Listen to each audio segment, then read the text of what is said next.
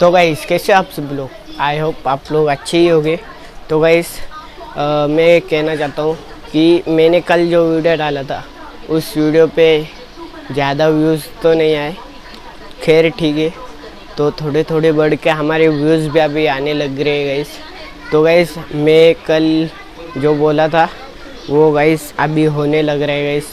अभी गाइस हमारे वीडियो भी एडिट होने लग गए और पोस्ट भी होने लग रही है। मतलब यूट्यूब पे हम लोग डाल दिए, एक वीडियो यूट्यूब पे डाल दिया है और दूसरा वीडियो एडिट हो रहा है, तीसरा वीडियो भी एडिट हो गया और वो दूसरा वाला ब्लॉग कल आएगा और उसके बाद वाला भी तीसरे दिन में आएगा।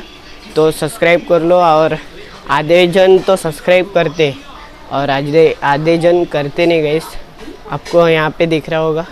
तो जल्दी से जल्दी सब्सक्राइब कर लो हमें और ऐसा ही प्यार देते रहो।